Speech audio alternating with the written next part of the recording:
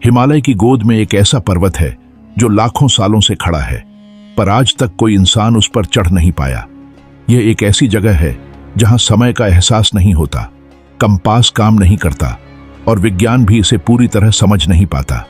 जब नासा ने अपनी सबसे उन्नत सैटेलाइट्स को इस पर्वत पर केंद्रित किया तो तस्वीरें बिगड़ गईं। रूसी वैज्ञानिकों का मानना है कि यह कोई सामान्य जगह नहीं है, यहां कुछ ऐसा है जो मानवीय समझ से परे है। चीन ने इस क्षेत्र में प्रवेश पर प्रतिबंध लगा दिया है क्योंकि उनके वैज्ञानिकों ने वहां कुछ ऐसा देखा जो दुनिया से अब तक छिपा है। इस पर्वत के पास एक गुफा भी है जिसमें घुसने वाला कभी वापस नहीं आया। कहा जाता है कि वह गुफा किसी और ही दुनिया का द्वार है।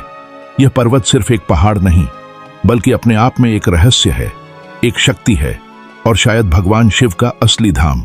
तो सवाल यह उठता है कि कोई इस पर क्यों नहीं चढ़ पाया? नासा की सैटेलाइट्स वहां क्यों फेल हो गईं? रूसी और चीनी वैज्ञानिकों ने आखिर क्या देखा? अगर आप भी भगवान शिव के भक्त हैं तो वीडियो को लाइक करें, चैनल को सब्सक्राइब करें और कमेंट में सच्चे दिल से लिखें ओम नमः शिवाय। तो चलिए इस पर्वत के हैरान कर देने वाले रहस्यों को एक एक करके समझते हैं। दोस्तों, दुनिया की सबसे ऊंची चोटी माउंट एवरेस्ट, जिसकी ऊंचाई 8,848 मीटर है, उस पर अब तक 7,000 से ज्यादा लोग चढ़ चुके हैं। लेकिन उससे करीब 2,000 मीटर कम ऊंची चोटी कैलाश पर्वत, जिसकी ऊंचाई 6,638 मीटर है, उस पर आज तक कोई नहीं चढ़ पाया है। क्यों? लोक कथाओं के अनुसार कैलाश पर्वत पर भगवान शिव अपने गणों के साथ निवास करते हैं और वे नहीं चाहते कि कोई उनका ध्यान भंग करे, इसलिए आज तक कोई भी कैलाश की चोटी पर नहीं पहुंच पाया है। ऐसा कहा जाता है कि असुरों और राक्षसों ने भी इस पर चढ़ाई करने की कोशिश की थी, लेकिन वे कभी सफल नहीं हो पाए। कुछ मानते हैं कि यहाँ अलौकिक ताकतें हैं जो किसी को चढ़ने ही नहीं देती। कैलाश का वातावरण एवरेस्ट से कहीं ज्यादा कठिन है। माउंट एवरेस्ट की ढलान 40 से 60 डिग्री तक है, जबकि कैलाश पर्वत की ढलान सीधी 65 डिग्री है। यह एकदम सीधी खड़ी दिखाई देती है।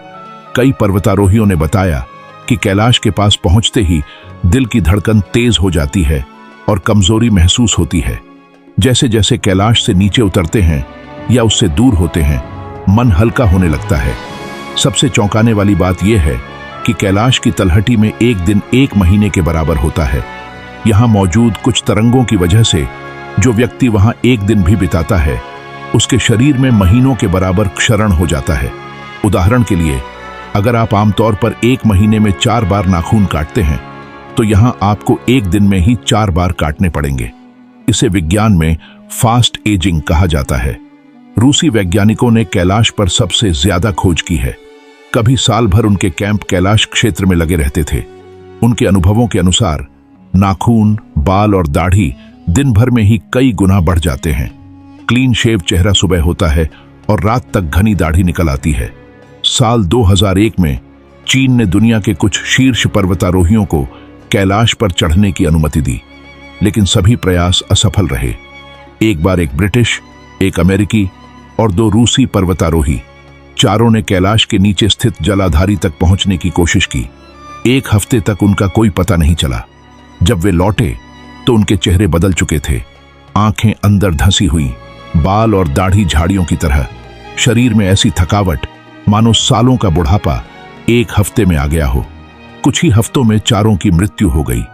कहा जाता है कि कैलाश की परिक्रमा के रास्ते में एक ऐसा पॉइंट आता है जहां आध्यात्मिक चेतावनी मिलती है, रुक जाओ, आगे मत जाओ। जो नहीं रुके वे या तो खो गए या मर गए। वैज्ञानिक मानते हैं कि कैलाश एक सामान्य पर्वत नहीं बल्कि एक चौकोर पिरामिड है जिसके चारों दिशाओं में मुंह है। इसे शिव पिरामिड भी कहा जाता है।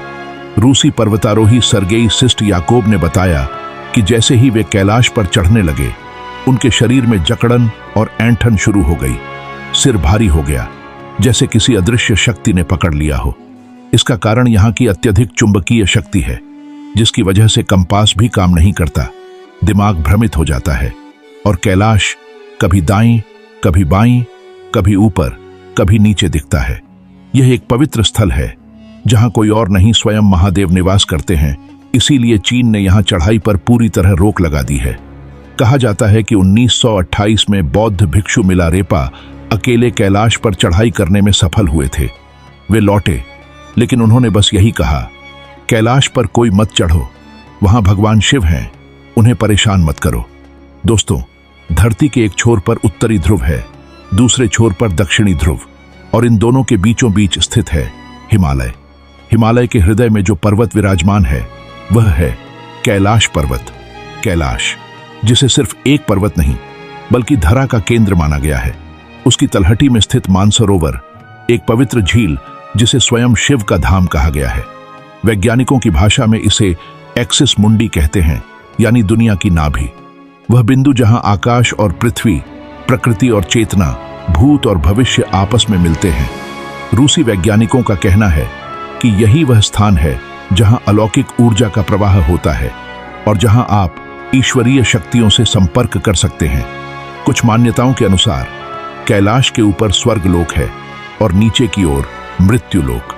वैज्ञानिकों की माने तो कभी भारतवर्ष के चारों ओर समुद्र था, और जब भारतीय प्लेट यूरेशियन प्लेट से टकराई तो उसी टक्कर से बना था हिमालय।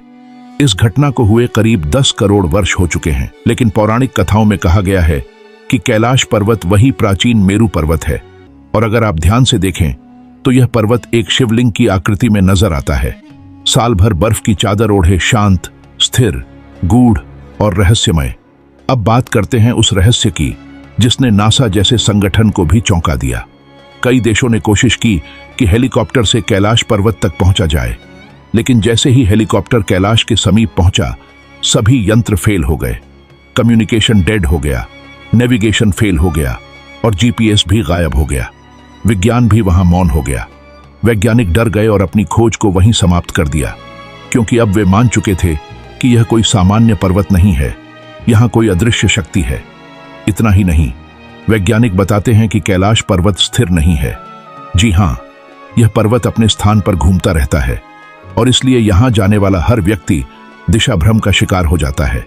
कंपास यहां काम नहीं करता, सैटेलाइट्स धोखा खाने लगते हैं और इंसान खुद को भूल जाता है। इसी रहस्य की तह तक जाने के लिए 2015 से 2016 के बीच नासा ने गूगल अर्थ और उपग्रहों की मदद से कैलाश पर्वत पर रिसर्च शुरू की, और जो तस्वीरें सामने आईं, उन्होंने नासा और गूगल दोनों के होश उड़ा दिए।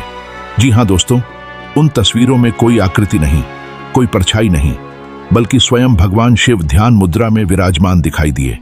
सुनकर हैरानी होगी, लेकिन नासा के रिसर्चर बताते हैं कि उन तस्वीरों में एक जीवंत उपस्थिति थी, न कि सिर्फ चट्टान या बर्फ की आकृति।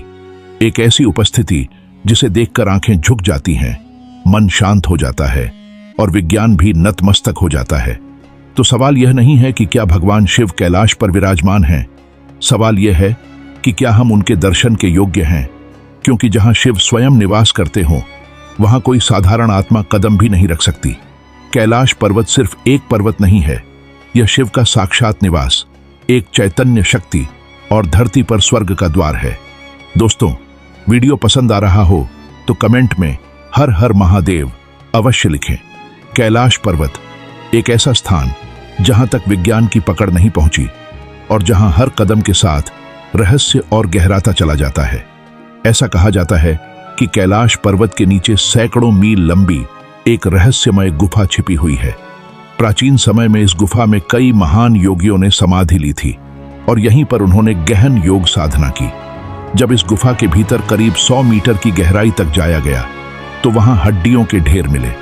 शांत, ठंडी, अंधेरी गुफा में मानव अस्तित्व के अवशेष, जैसे किसी अदृश्य शक्ति की चेतावनी हो। लेकिन दोस्तों, इस गुफा का असली रहस्य तो इसके द्वार से ही शुरू हो जाता है। जैसे ही आप इस गुफा के पास पहुंचते हैं, एक मधुर लेकिन अनजानी सी ध्वनि आपके कानों में गूंजने लगती है। ध्यान से सुने तो कभी डमरू, कभी तबले की थाप और कभी सींगों के युद्ध जैसी गंभीर ध्वनियां गूंजने लगती हैं। और जैसे जैसे आप गुफा के अंदर बढ़ते जाते हैं, ऑक्सीजन का स्तर घटने लगता है। एक अजीब सी दिव्य सुगंध आपके चारों ओर फैल जाती है और शरीर में होने लगता है एक गहरा कंपन। आपकी हर इंद्रिय असामान्य रूप से काम करने लगती है। आपकी आंखें बंद हैं, लेकिन फिर भी आपको दिखाई देती है एक रहस्यमयी आकृति। आप अपने ही शरीर को जैसे भारहीन महसूस करने लगते हैं, मानो गुरुत्वाकर्षण ही खत्म हो गया हो। विज्ञान ने भी इस रहस्य को सुलझाने की कोशिश की, रोबोट और उपकरण इस गुफा में भेजे गए, लेकिन भीषण गर्मी और तेज चुंबकीय क्षेत्र के कारण हर यंत्र ने जवाब दे दिया। किसी भी वैज्ञानिक यंत्र ने इस गुफा की गहराइयों तक पहुंचने से पहले ही काम करना बंद कर दिया और फिर इस गुफा के मुख्य द्वार को एक विशाल पत्थर से सील कर दिया गया ताकि कोई भी इस गुप्त ऊर्जा को छेड़ने का प्रयास न करे। शिव महापुराण के अनुसार यह गुफा केवल भगवान शिव के लिए आरक्षित है, क्योंकि यहीं पर भगवान शंकर ध्यान में लीन होते थे। वे नहीं चाहते कि कोई भी उनकी तपस्या में विघ्न डाले, इसलिए आज तक कोई भी जीवित मानव इस गुफा की अंतिम गहराई तक नहीं पहुंच सका। कैलाश पर्वत एक ऐसा स्थान जो अद्भुत चमत्कारों और रहस्यों से घिरा है, और उसी रहस्यमय पर्वत के पास स्थित हैं दो झीलें जो एक दूसरे से जुड़ी हुई होते हुए भी आकाश पाताल जितनी अलग हैं। एक झील है मानसरोवर और दूसरी राक्षस झील। दोनों झीलें एक ही धारा से आपस में जुड़ी हुई हैं, लेकिन इसके बावजूद मानसरोवर झील का पानी मीठा है जबकि राक्षस झील का पानी खारा है। इतनी ऊंचाई पर मीठे पानी की झील का होना अपने आप में विज्ञान को चुनौती देने वाली बात है।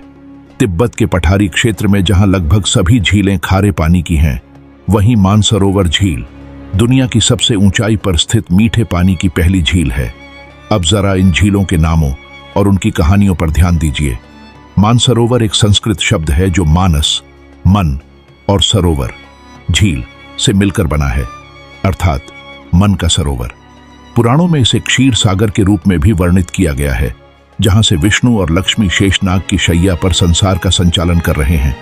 कहते हैं मानसरोवर झील ब्रह्मा जी के मन से उत्पन्न हुई थी। यह झील शिव, पार्वती और ब्रह्मा से जुड़ी हुई मानी जाती है। दूसरी ओर राक्षस झील, जिसे राक्षस ताल भी कहा जाता है, उसका संबंध है रावण से। मान्यता है कि रावण ने यहीं पर भगवान शिव को प्रसन्न करने के लिए घोर तपस्या की थी, लेकिन यह झील आज भी नकारात्मक ऊर्जा से भरी हुई मानी जाती है। मानसरोवर झील का आकार सूर्य के समान है। यह प्रकाश, ऊर्जा और शांति का प्रतीक है, जबकि राक्षस झील का आकार अर्धचंद्र के समान है, जो माना जाता है अंधकार और नकारात्मकता का प्रतीक। यहां ध्यान देने वाली बात यह भी है कि दोनों झीलें पास पास होते हुए भी उनके पानी की प्रकृति, वातावरण और ऊर्जा में आकाश जमीन का अंतर है। मानसरोवर झील शांत, हरियाली से घिरी, मछलियां, जलीय जीव, पक्षियों की चहचहाट और पूजा पाठ का केंद्र। वहीं दूसरी ओर राक्षस झील निर्जीव, न कोई मछली, न वनस्पति, न पक्षी। सामान्य मौसम में भी पानी में लहरें उठती रहती हैं। यह झील शापित मानी जाती है। कोई इसमें स्नान नहीं करता, न ही यहां पूजा की जाती है। कहा जाता है कि जिस दिन इन दोनों झीलों को जोड़ने वाली धारा टूट जाएगी, उस दिन भीषण महाप्रलय आएगा। अब सवाल यह उठता है कि दोनों झीलें जुड़ी हुई होते हुए भी इतनी भिन्न क्यों हैं? क्या यह प्राकृतिक रूप से बनी है या फिर किसी दिव्य शक्ति द्वारा रचित रहस्यमयी संरचनाएं? वैज्ञानिक आज भी इस रहस्य को पूरी तरह नहीं समझ पाए हैं। तो दोस्तों, आप क्या मानते हैं? क्या यह दोनों झीलें ईश्वर की लीला हैं या प्राकृतिक चमत्कार? कमेंट सेक्शन में अपनी राय जरूर बताइए। एक ऐसी रहस्यमयी जगह जो नक्शों से गायब है, जहां न कोई आम इंसान पहुंच सकता है और न ही कोई सैटेलाइट इसे देख सका है। तिब्बत और अरुणाचल प्रदेश के बीच हिमालय की गोद में बसा है ज्ञानगंज मठ। इसे संभाला सिद्धाश्रम या फिर शंग्रीला के नाम से भी जाना जाता है। मान्यता है कि यहां केवल सिद्ध महात्माओं को ही प्रवेश मिलता है। जो एक बार वहां पहुंच जाता है, उसका अस्तित्व इस संसार से मिट जाता है। न कोई खबर, न कोई पहचान। यहां समय थम जाता है, काल का कोई प्रभाव नहीं। यहां व्यक्ति की चेतना, विचार और ऊर्जा असीम रूप से बढ़ जाती है। यह स्थान कहां है, इसका सही पता आज तक किसी को नहीं चल पाया है। यहां तक कि आधुनिक सैटेलाइट सिस्टम भी इसे ट्रैक नहीं कर सके। चीन ने कई बार आधुनिक तकनीकों से इसे ढूंढने की कोशिश की, लेकिन हर बार विफलता ही हाथ लगी। भारत ही नहीं, तिब्बत और बौद्ध समुदायों में भी इस स्थान को लेकर अनेक मान्यताएं हैं। कहा जाता है कि सिर्फ सिद्ध बौद्ध भिक्षु ही गोपनीय मार्गों से यहां पहुंचने में सक्षम होते हैं। यह जगह केवल धार्मिक नहीं, अलौकिक और चौथे आयाम में स्थित मानी जाती है। कई किताबों और पौराणिक ग्रंथों में इस रहस्यमय मठ का उल्लेख मिलता है। महाभारत, वाल्मीकि रामायण, यहां तक कि अंग्रेज लेखक जेम्स हेल्टन ने भी अपने उपन्यास लॉस्ट होराइजन में इसका जिक्र किया है।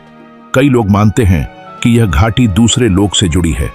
इस जगह का आकार 8 पंखुड़ियों वाले कमल की तरह है और इसके केंद्र में है जीवन का वृक्ष जो स्वर्ग, पृथ्वी और अधोलोक को जोड़ता है। जो लोग ज्ञानगंज को देख चुके हैं उनके अनुसार यह एक झिलमिलाता शहर है जहां रहने वाले अमर हैं। वे मानवता की भलाई और दिशा तय करने में लगे रहते हैं।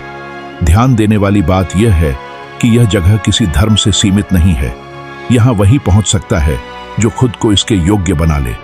बौद्ध मान्यता के अनुसार भगवान बुद्ध ने अपने अंतिम दिनों में कालचक्र का ज्ञान प्राप्त किया था। उन्होंने यह ज्ञान राजा सुचंद्र को दिया, जिन्होंने इसे अपने राज्य में फैलाया और वही स्थान कहलाया संभाला, यानी खुशियों का स्रोत। धार्मिक मान्यताओं के अनुसार यह स्थान कैलाश पर्वत और मानसरोवर झील के निकट स्थित है। कहा जाता है कि यहाँ एक आश्रम है जिसे स्वयं विश्वकर्मा जी ने बनाया था, जहां सैकड़ों आर्षि हजारों वर्षों से ध्यान कर रहे हैं। स्वामी विशुद्धानंद परमहंस ने पहली बार इस जगह की जानकारी दी थी।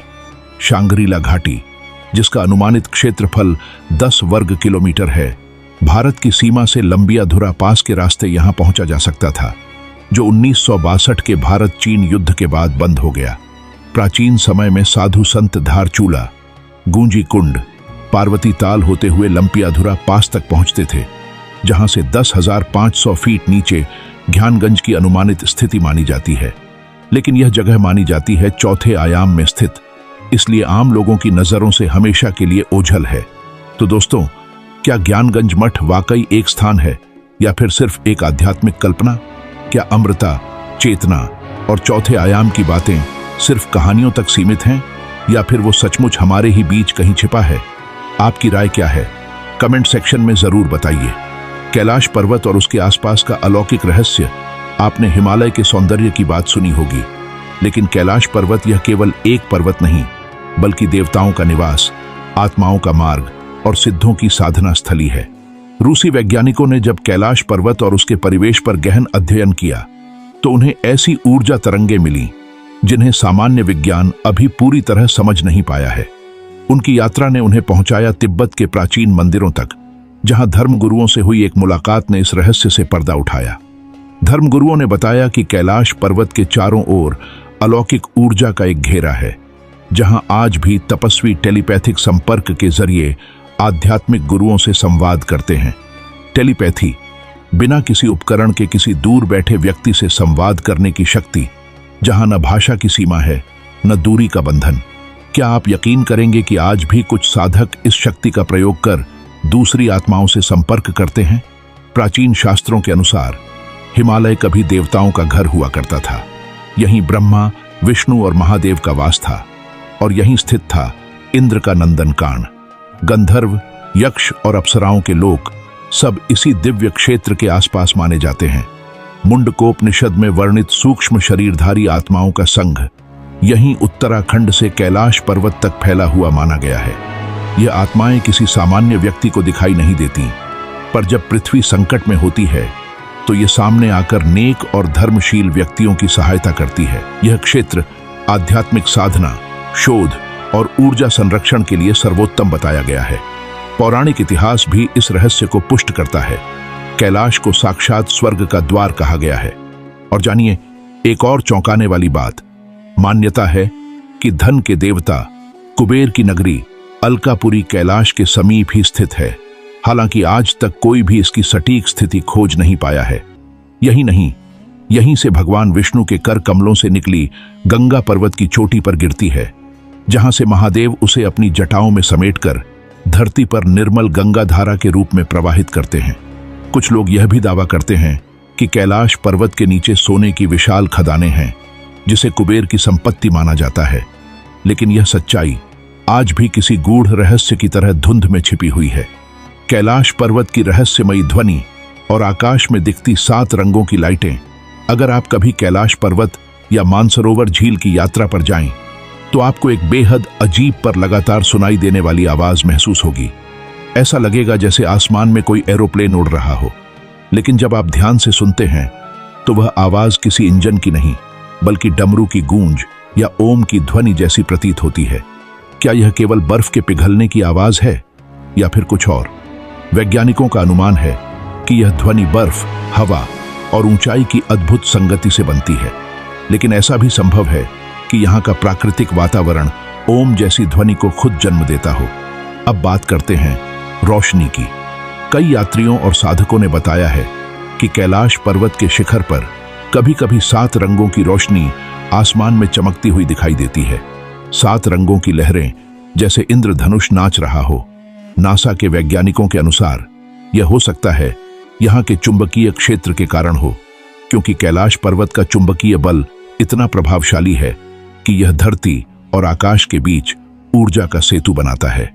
जब यह चुंबकीय शक्ति आसमान की इलेक्ट्रोमैग्नेटिक तरंगों से मिलती है तो प्रकाश और ध्वनि की ऐसी अभिव्यक्ति होती है जो आमतौर पर दुनिया के किसी और स्थान पर नहीं देखी जाती। तो क्या यह सारी चीजें केवल संयोग हैं या फिर यह कोई दिव्य संकेत है?